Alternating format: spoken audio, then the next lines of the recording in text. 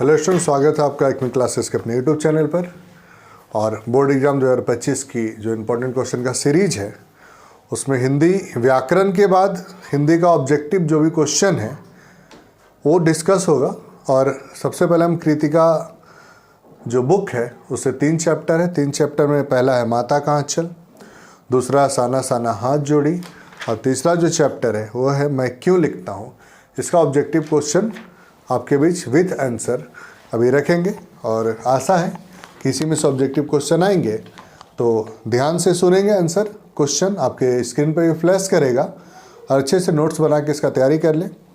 कल आपको लगातार 3 वीडियो मिलेगा दिन भर में, और उस 3 वीडियो में और आज का जो 2 वीडियो है ये टोटल 5 वीडियो में हिंदी का सारा इंपॉर्टेंट क्वेश्चन कंप्लीट हो जाएगा। आप बस उसको तैयारी करें अच्छे से, आराम से 90% हिंदी में भी आपका पार होगा। टेंशन ना लें, सारा तैयारी होगा। और आज से लगातार वीडियो जाएगा, डेली 3 वीडियो जाएगा। आप अच्छे से तैयारी करें, बाकी जिम्मेवारी हमारी है। तो शुरुआत करते हैं कृतिका चैप्टर का जो पहला लेसन है माता का आंचल। इसके जो लेखक हैं वो है शिव पूजन सहाय। याद रखिएगा, पहला लेसन माता का आंचल, लेखक शिव पूजन सहाय। इसमें जो पहला ऑब्जेक्टिव क्वेश्चन आ सकता है वो है भोलानाथ का वास्तविक नाम क्या था। तो जवाब होगा भोलानाथ का जो वास्तविक नाम था वो था तारकेश्वर नाथ। दूसरा जो क्वेश्चन है शिव पूजन सहाय को उनके पिताजी क्या कहकर बुलाते थे। शिव पूजन सहाय को उनके जो पिताजी थे वो भोलानाथ कहकर बुलाते थे। तीसरा क्वेश्चन है भोलानाथ के पिताजी पूजा के समय उनके मस्तिष्क पर किसका तिलक लगाते थे। तो जवाब होगा भभूत का तिलक लगाते थे। तीसरा सवाल है रामनामा बही में लेखक के पिताजी कितनी बार राम राम लिखते थे। तो जवाब होगा 1000 बार। अगला सवाल है लेखक के पिताजी आटे की गोलियां लेकर कहाँ जाते थे। जवाब होगा गंगा जी के घाट पर। नेक्स्ट जो क्वेश्चन है वो है पिताजी आटे की गोलियां किसे खिलाते थे। तो जवाब होगा मछलियों को। अगला क्वेश्चन है माता का आंचल पाठ के लेखक का नाम क्या है। तो शुरुआत में ही मैंने बताया था शिवपूजन सहाय। नेक्स्ट क्वेश्चन है बच्चे रस्सी में बंधा हुआ काठ का घोड़ा लेकर कहाँ जाते थे। जवाब होगा गली के बाहर। नेक्स्ट क्वेश्चन है लेखक की माँ उसे पकड़कर कौन सा तेल उसके सिर पर डाल देती थी। तो जवाब होगा कड़ुआ का तेल या सरसों का तेल। नेक्स्ट क्वेश्चन है भोलानाथ की टोली में बदमाश कौन था। जवाब होगा बैजू, जिसे बड़ा ढीठ भी कहा गया था। नेक्स्ट क्वेश्चन है चूहों के बिल में पानी डालने से बिल से क्या निकला। जवाब होगा सांप। नेक्स्ट जो क्वेश्चन है वो है घरौंदा बनाने के लिए दीवार किससे बनाई जाती थी। तो जवाब होगा धूल की मेड़ से। नेक्स्ट क्वेश्चन है जो एक तुकबंदी है कि बुढ़वा बेईमान मांगे करेला का चोखा कहकर बच्चों ने किसको चिढ़ाया था। जवाब होगा मूसन तिवारी को। नेक्स्ट क्वेश्चन है माता का आंचल पाठ के लेखक कौन है। तो फिर से इसका जवाब वही है शिवपूजन सहाय। नेक्स्ट क्वेश्चन है माता का आंचल किस प्रकार का पाठ है। तो जवाब होगा आत्मकथा है। जो शिवपूजन सहाय है ये उनकी आत्मकथा है। नेक्स्ट क्वेश्चन है माता का आंचल पाठ का मुख्य पात्र कौन सा है। तो जवाब होगा भोलानाथ। भोलानाथ का वास्तविक नाम क्या था। तो तारकेश्वर नाथ नाम था। भोलानाथ के पिता मछलियों को आटे की गोलियां क्यों खिलाते थे। जवाब होगा ऐसा करने से पुण्य प्राप्त होता है। नेक्स्ट क्वेश्चन है भोलानाथ अपनी माँ को क्या कहकर संबोधन करते थे। जवाब होगा मैया। नेक्स्ट क्वेश्चन है माँ बच्चे के सिर पर कभी कभी कौन सा तेल डाल देती थी। जवाब होगा सरसों का तेल।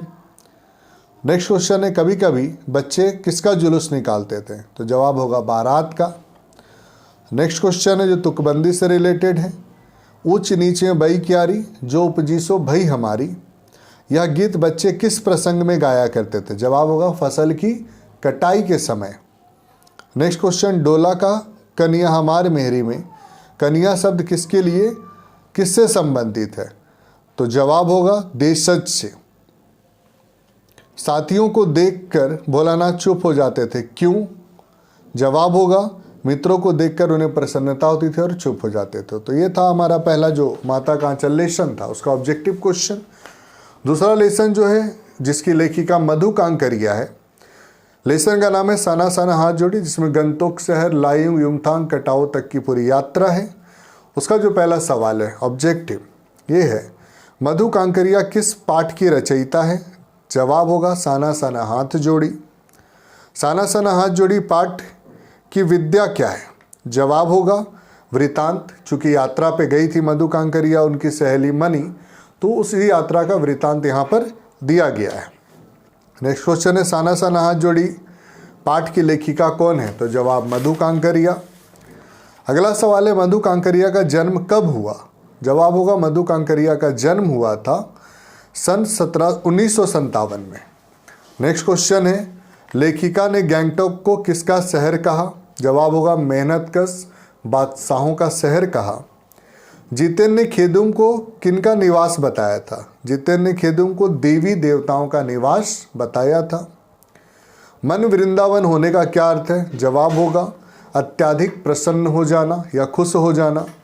लेखिका के ड्राइवर का क्या नाम था? जवाब होगा जितेन नारगे। नेक्स्ट क्वेश्चन है, जितेन ने देवी देवताओं के निवास वाली जगह का क्या नाम बताया था? जवाब होगा खेदुम। नेक्स्ट क्वेश्चन है, लेखिका ने किस जंगल में पत्ते तलाशती हुई लड़कियां देखी थी? जवाब होगा, इसको कट करना, ठीक ना जी, पलामू, ठीक, हाँ यहाँ पे देख लेना। हाँ, लेखिका ने किस जंगल में पत्ते तलाशती हुई लड़कियां देखी? तो जवाब होगा पलामू के जंगल में। नेक्स्ट क्वेश्चन है, साना साना हाथ जोड़ी पाठक नाम की रचयिता का क्या नाम है? जवाब होगा मधु कांकरिया। नेक्स्ट क्वेश्चन, इस पाठ में किस शहर के सौंदर्य का वर्णन है? जवाब होगा गैंगटॉक, जिसका असली नाम है गंतोक और जिसका मतलब होता है पहाड़। अरे चल, नेक्स्ट क्वेश्चन है, लेखिका के ड्राइवर और गाइड का क्या नाम था? जवाब होगा जितेन नारगे। साना साना हाथ जोड़ी प्रार्थना लेखिका ने किस देश की युवती से सीखी थी? जवाब होगा नेपाल की युवती से।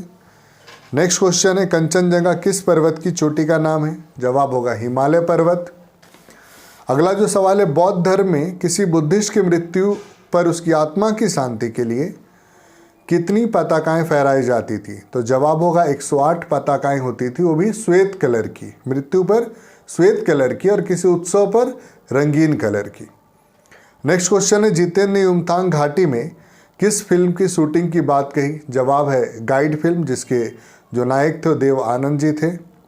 नेक्स्ट क्वेश्चन है, भारतीय आर्मी के किस कप्तान ने युमथांग को टूरिस्ट स्पॉट बनाने में सहयोग किया? जवाब होगा कैप्टन शेखर दत्ता जी ने। नेक्स्ट क्वेश्चन, गैंगटॉक नगर किस राज्य की राजधानी है? जवाब होगा सिक्किम। यह हमारा दूसरा लेसन था। जो तीसरा लेसन है कृतिका पाठ का, वो है मैं क्यों लिखता हूँ। इसके लेखक हैं अज्ञेय।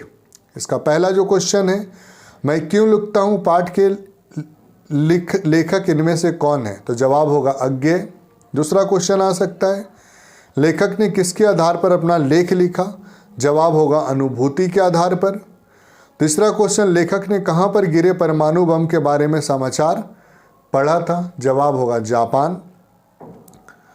नेक्स्ट क्वेश्चन है, सभी लेखक क्या नहीं होते? जवाब होगा कृतिकार। नेक्स्ट क्वेश्चन, लेखक अज्ञेय किस विषय के विद्यार्थी थे? जवाब होगा विज्ञान। अगला जो क्वेश्चन है, हिरोशिमा कविता इनमें से किसने लिखा? जवाब होगा अज्ञेय। तो ये हमारा जो कृतिका बुक था उसका ये 3 लेसन था। तीनों का ऑब्जेक्टिव क्वेश्चन आपके बीच है। इसी में से ऑब्जेक्टिव क्वेश्चन आएगा, इस बात की गारंटी है। अच्छे से तैयारी करें। अब हम जो क्षितिज बुक है उसका जो गद्य पाठ है, जो चैप्टर है कहानी वाला, उसका ऑब्जेक्टिव क्वेश्चन आपके बीच रखेंगे। कितना अरे तो जो आपका क्षितिज बुक है उसका जो पहला लेसन है, जो गद्य खंड है, उसका पहला लेसन है नेताजी का चश्मा। अरे अजीत, गेटवा बंद किया? गेट बिना बंद कर ले चल जा रहा है। 2 मिनट को ना हो जाएगा, उसको देख लेना है ना। तो जो आपका क्षितिज चैप्टर है, क्षितिज जो बुक है उसका पहला लेसन जो गद्य खंड वह नेताजी का चश्मा, जिसके लेखक है स्वयं प्रकाश। और ये पूरी कहानी सुभाष चंद्र बोस जी की एक प्रतिमा पर आधारित है, जिसमें एक कैप्टन है, एक पान वाला है, एक हालदार साहब हैं। अब इसका जो ऑब्जेक्टिव क्वेश्चन आपके बीच है, तो नेताजी की मूर्ति पर सरकंडे का चश्मा किसने लगाया होगा? जवाब है किसी बच्चे ने। दूसरा सवाल है चश्मे वाले के प्रति पान वाले के मन में कैसी भावना थी? जवाब है उपेक्षा की भावना थी। तीसरा क्वेश्चन है किसे देखकर हालदार साहब के चेहरे पर कौतुक भरी मुस्कान फैल गई? क्वेश्चन मूर्ति के चेहरे को देख कर के मुस्कान फैल गई। चश्मे वाले को पान वाला क्या समझता था? चश्मे वाले को पान वाला पागल समझता था।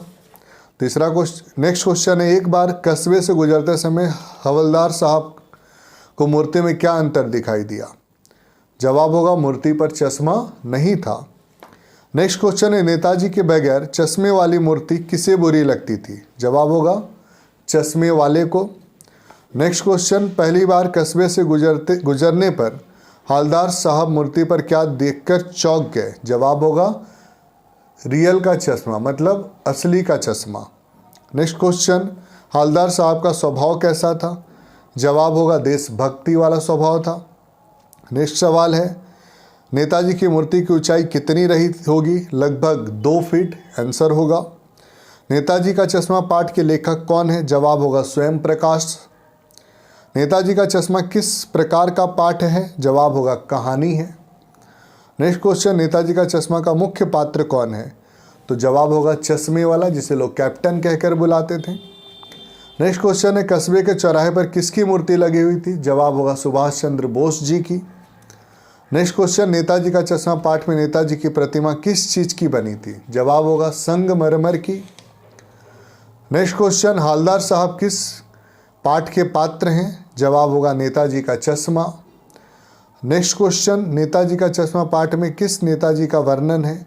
जवाब होगा सुभाष चंद्र बोस जी का वर्णन है। नेक्स्ट क्वेश्चन, नेताजी की मूर्ति पर चश्मा कौन बदलता था? जवाब होगा कैप्टन। नेक्स्ट क्वेश्चन, नेताजी का चश्मा पाठ में कैप्टन कौन है? तो चश्मे वाले को लोग कैप्टन कहते थे। नेक्स्ट सवाल है चश्मे वाले का नाम क्या था? जवाब होगा कैप्टन। अब जो अगला लेसन है इसी बुक का वो है बाल गोविंद भगत, जिसके लेखक है राम वृक्ष बेनीपुरी। इसका पहला सवाल है बाल गोविंद भगत के गीतों में कैसा भाव व्यक्त होता था? जवाब है प्रभु मिलन का भाव। दूसरा सवाल है बाल गोविंद के गीतों को सुनकर वहां उपस्थित सभी लोग क्या करते थे? तो झूम उठते थे, इसका जवाब होगा। अगला क्वेश्चन, भगत जी की बहू उन्हें छोड़कर क्यों नहीं जाना चाहती थी? जवाब होगा उसे अपने ससुर की चिंता थी। नेक्स्ट क्वेश्चन है बाल गोविंद का व्यवसाय क्या था? जवाब होगा वो खेती बाड़ी करते थे। नेक्स्ट क्वेश्चन, भगत जी भजन गाते समय क्या बजाया करते थे? जवाब होगा खंजड़ी बजाया करते थे। नेक्स्ट क्वेश्चन, भादों की रात कैसी होती है? तो जवाब होगा अंधेरी होती है। भगत जी अपने बेटे का खास ख्याल रखा करते थे क्योंकि वह थोड़ा सुस्त और बोदा किस्म का था, मतलब बुद्धू किस्म का लड़का था। नेक्स्ट क्वेश्चन, भगत जी अपने बेटे का बाल गोविंद भगत किसके पद गाया करते थे? जवाब होगा कबीर के। नेक्स्ट क्वेश्चन, बाल गोविंद भगत पाठ के लेखक कौन है? जवाब होगा राम वृक्ष बेनीपुरी। अगला सवाल है बाल गोविंद भगत किस प्रकार का पाठ है? जवाब होगा याद। बाल गोविंद भगत, इसको कट करना है ना, देखो आंसर गलत दिया है, रेखा चित्र है, ठीक है। तो बाल गोविंद भगत रेखा चित्र है। नेक्स्ट क्वेश्चन है राम वृक्ष बेनीपुरी को क्या कहा जाता है? जवाब है कलम का जादूगर के नाम से उन्हें जाना जाता है। बाल गोविंद भगत की उम्र क्या थी? जवाब होगा 60 के ऊपर। नेक्स्ट क्वेश्चन है लेखक बाल गोविंद भगत की किस विशेषता पर अत्यधिक मुग्ध था? जवाब होगा मधुर गान पर। नेक्स्ट क्वेश्चन है बाल गोविंद भगत किस कला में निपुण थे? जवाब होगा संगीत में निपुण थे। अगला सवाल है बाल गोविंद भगत के गांव के लोगों का मुख्य धंधा क्या था? तो लगभग सभी लोगों का मुख्य धंधा जो था वो खेती बाड़ी था। अगला सवाल है आषाढ़ की रिमझिम है समूचा गांव खेतों में उतर पड़ा है, वाक्य किस पाठ का है? जवाब है बाल गोविंद भगत। नेक्स्ट क्वेश्चन, तेरी गठरी में लागा चोर मुसाफिर जाग जरा, पंक्ति किस कहानी से ली गई है? जवाब है बाल गोविंद भगत से।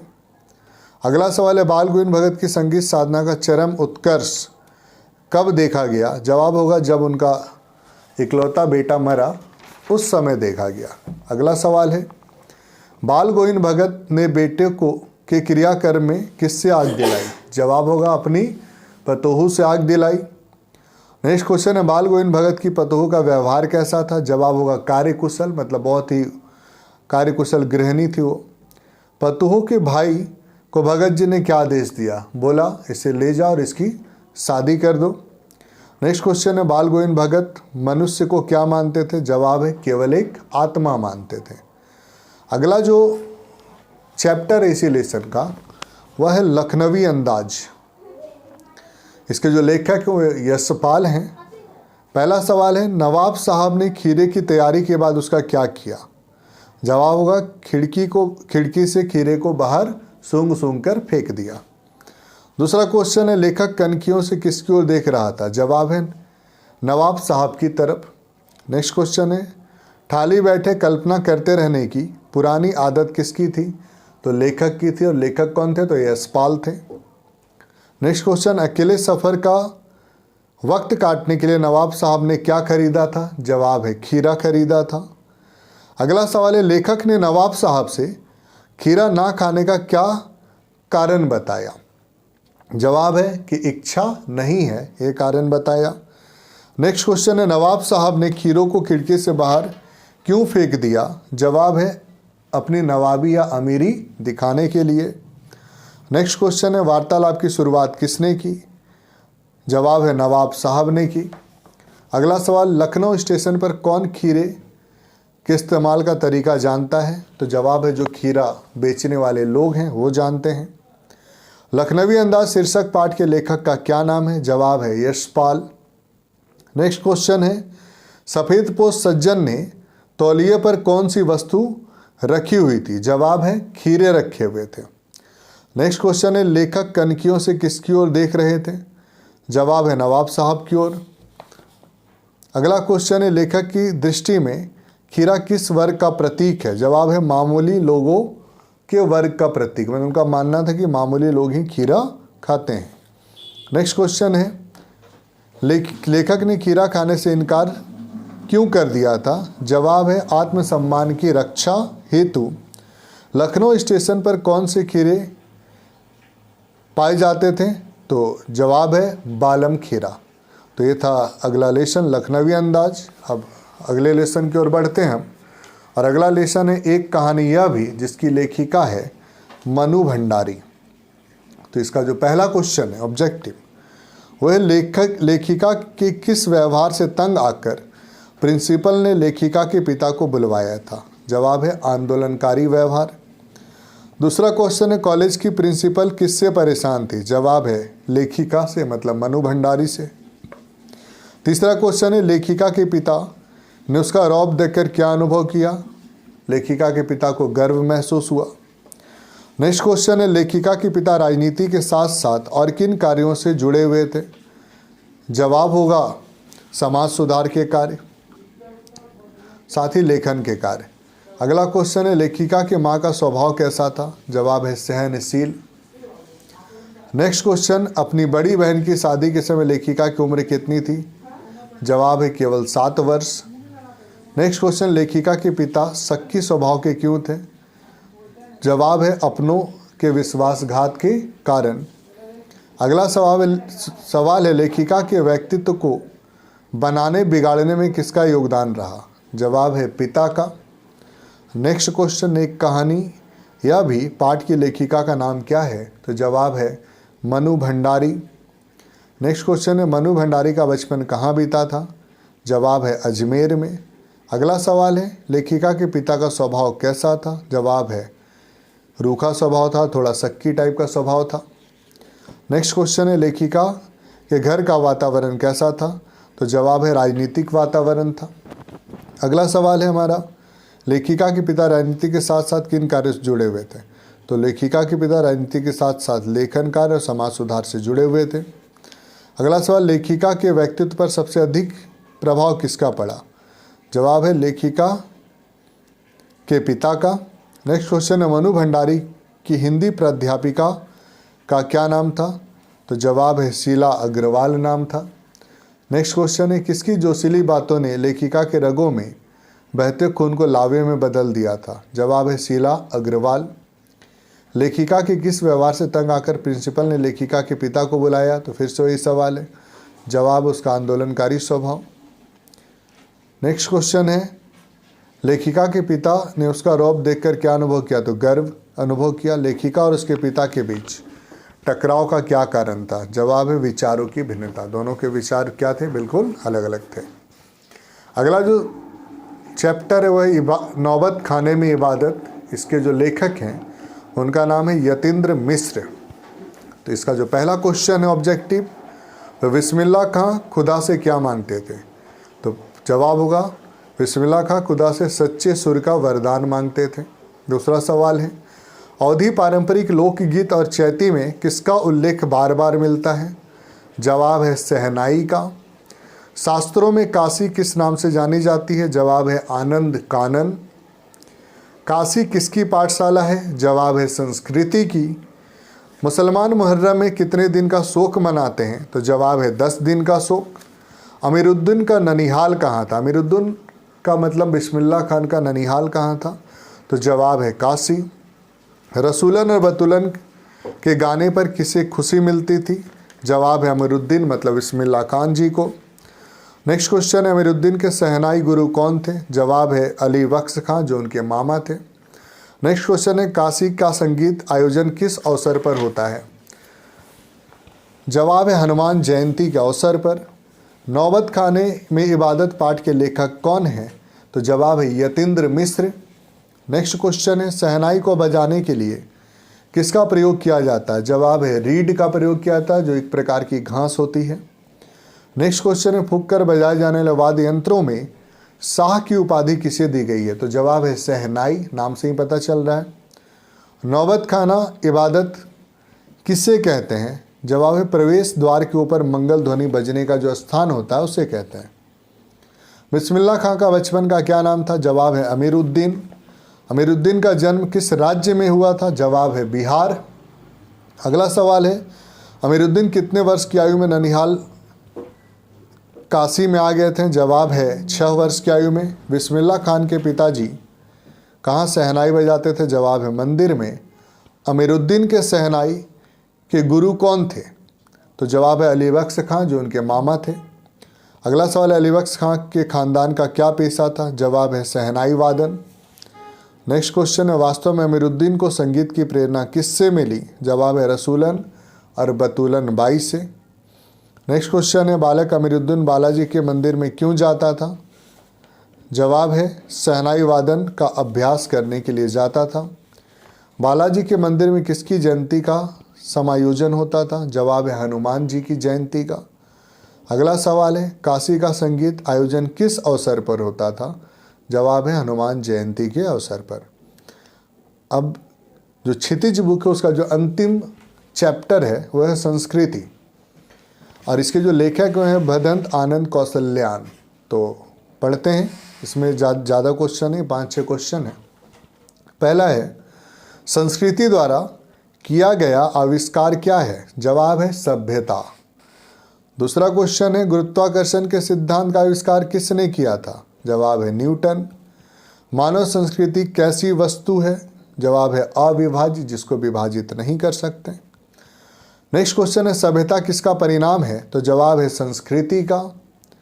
अगला जो सवाल है, कल्याण की भावना से नाता तोड़ लेने पर संस्कृति क्या बन जाती है? तो कल्याण की भावना से नाता तोड़ लेने पर संस्कृति जो है वो असंस्कृति बन जाती है। अगला सवाल है, मानव ने पहल लोहे के टुकड़े में छेद करके क्या बनाई थी? तो जवाब होगा सुई बनाई थी। तो ये हमारा जो आपका जो बुक था कृतिका और क्षितिज, उसमें जो भी गद्य खंड थे, जो भी कहानी वाले लेसन थे, सारा का ऑब्जेक्टिव क्वेश्चन आपसे डिस्कस हो चुका है विथ आंसर और क्वेश्चन आपके मोबाइल स्क्रीन पर भी फ्लैश होगा। तो नोट्स बनाएं और डायरेक्ट इसको याद करें। कल आपको 3 वीडियो प्राप्त होंगे और तीनों वीडियो में जो बाकी बचा ग्रामर है हिंदी का वो, और जो काव्य खंड है और इनके जो सब्जेक्टिव क्वेश्चन है सारे आपको मिल जाएंगे। परसों आपके पास समय है, दिन भर में तैयारी करें, इसी से सारे क्वेश्चन आएंगे और अच्छे से तैयारी करें और एग्ज़ाम लिखें। चैनल को सब्सक्राइब करा लें, अधिक से अधिक लोगों को शेयर कर दें ताकि बाकी लोग भी इसका फ़ायदा उठा पाएँ। धन्यवाद। जय हिंद, जय भारत।